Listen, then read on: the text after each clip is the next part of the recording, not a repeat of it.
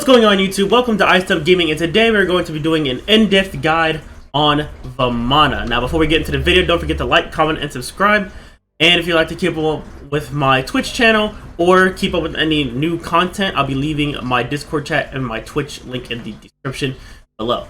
Now, the reason why I wanted to do a guide on Vamana is because with the new items and the new update, Vamana, for me, is probably a top 5 soul leader. This character is absolutely ridiculous, especially with the new item, the sledge, and how the new items work. So I believe this character is a top contender for being one of the top picks for Smite. Now, let's go ahead and go over his abilities and his passive. So for Vamana's passive, it's known as Sleeping Giant. A percentage of Vamana's physical protection is converted to physical power. This has a 20% physical conversion rate.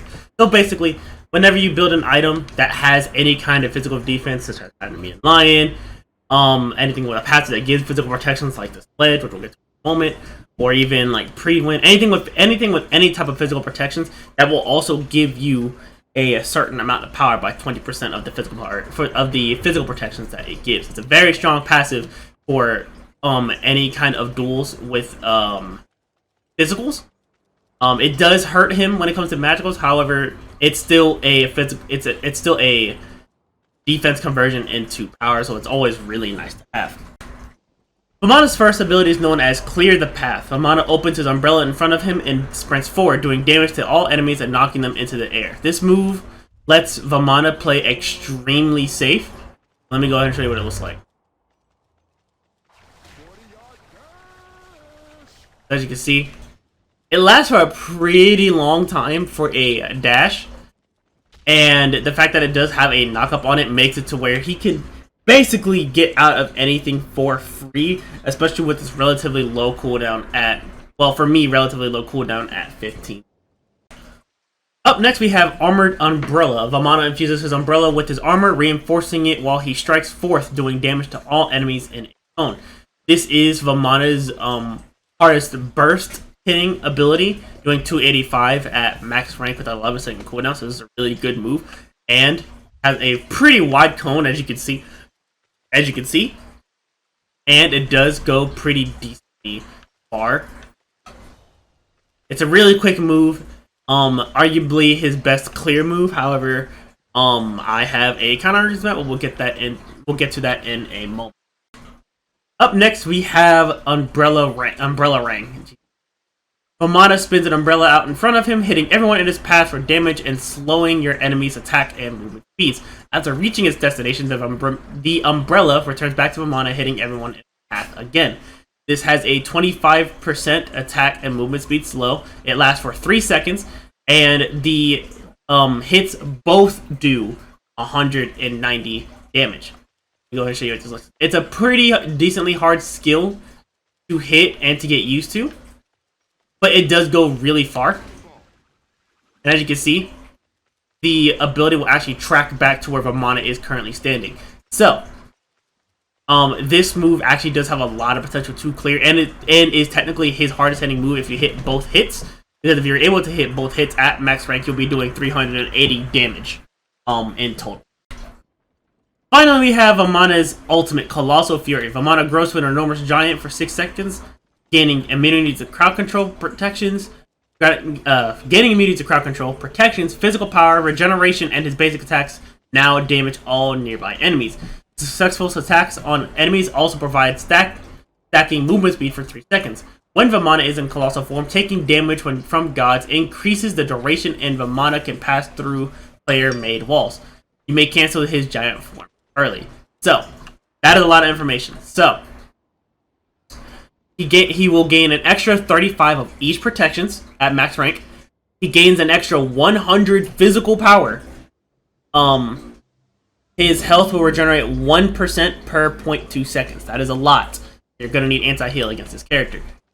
He does gain a health shield, 1% of his max health per 0.2 seconds, and he'll get a 3% movement speed, stacking up to 5 times whenever he hits an opponent.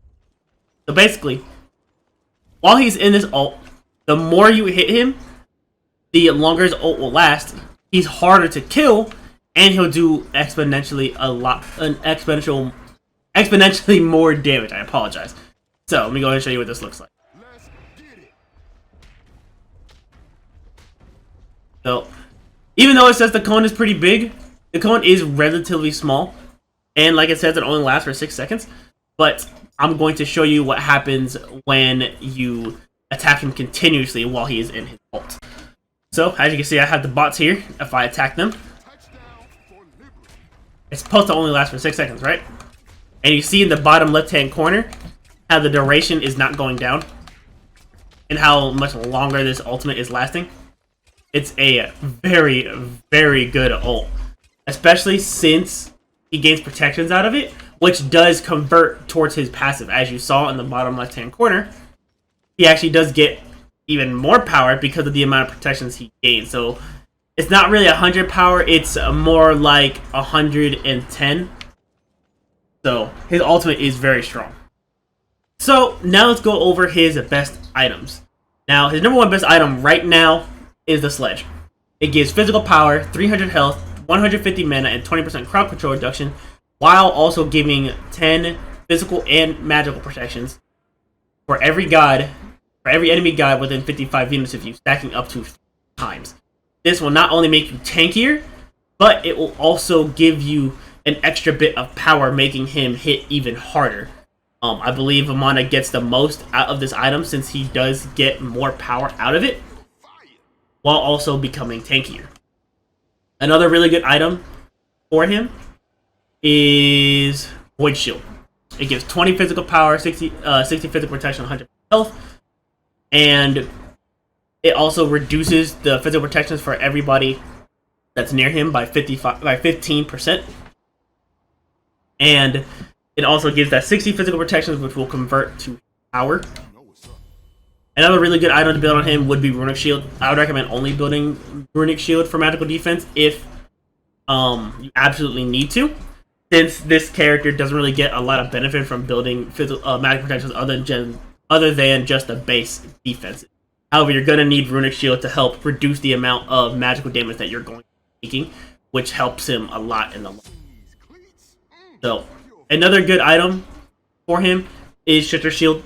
I'm a firm believer that he gets the most out of Shifter Shield because he'll gain the extra 35 power, and then when he drops below 75% health, he'll not only gain the physical and magical protections, but he'll still gain a little bit more power because he's under 75% health. It's a really good item on him.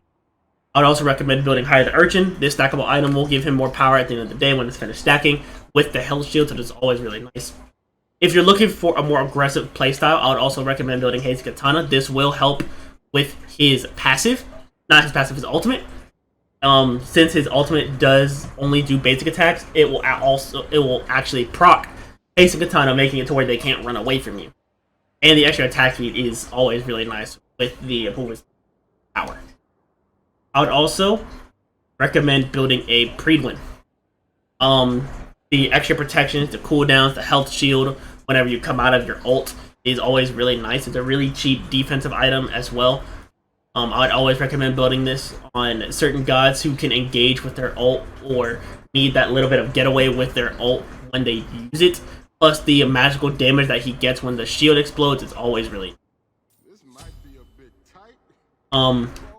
Again, if you're looking for a more aggressive playstyle, I would also recommend building a Quinn Size, an Executioner, or even like a Stone Cutting Sword with the Haste Katana. If you're not going to build the Haste Katana, then I wouldn't recommend building any of the other blades or attack speed items, because that's just a waste of a slot.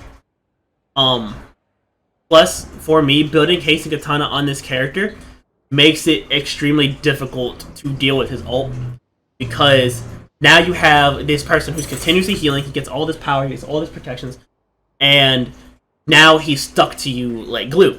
So now you can either try to fight him back and get anti-heal and potentially die from this character, or you can ignore him while he's always on your back. It's a really difficult situation when you're a character like that. Up next, we're going to be talking about Vamana's leveling path and how he wants to start his game. So obviously, you're going to be mostly taking this character to the solo lane. So you're going to want a Warrior's Blessing, and you're going to want to start with Cudgel and build into Sledge. Now, at level 1, you can either get your second ability, your Armored Umbrella, or you can get your third ability, Umbrella Ring. Now, Umbrella Ring can clear better for you, since at level 1, it will do 50 damage going forward and 50 damage coming back, totaling at 100 damage, more than Armored Umbrella. However, you are more likely to miss the second hit, or even miss the wave, if you use your third ability over your second ability. So, if you're not confident that you're going to be hitting both hits of your third ability, get your second ability. Then afterwards, you're going to want to get either your first or your third ability.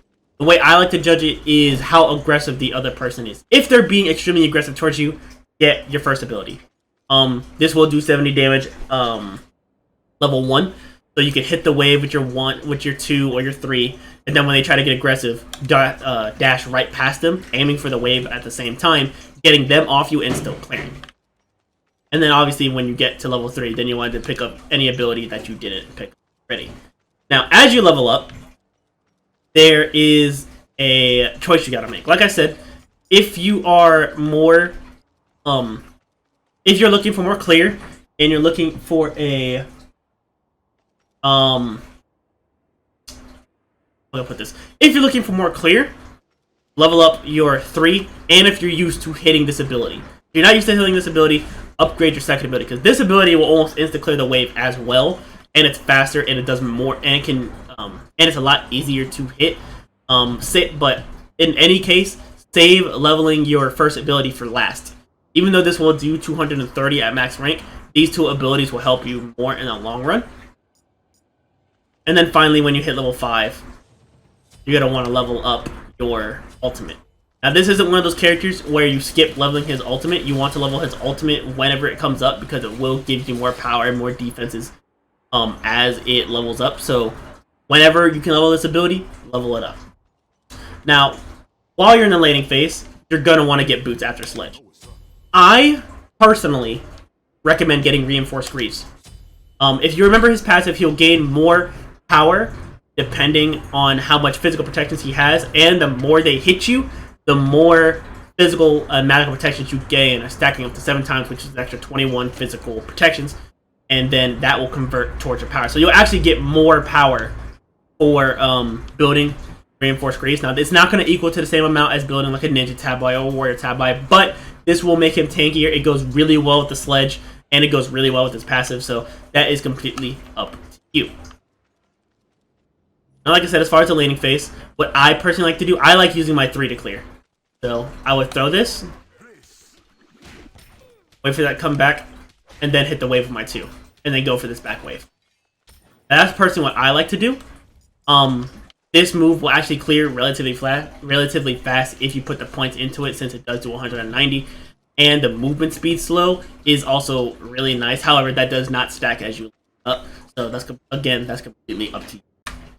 Now, as far as Vamana's game plan, it's pretty simple. He is a harassing character. He's going to stick to you no matter what.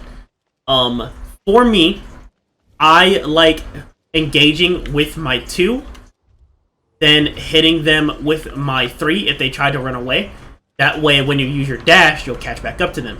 And then when you hit about, I would say, 35 to 50% health, pop your ult. Let me go ahead and show you what that looks like. Engage. I'm bad, I know. You engage. All you have to do is just keep harassing.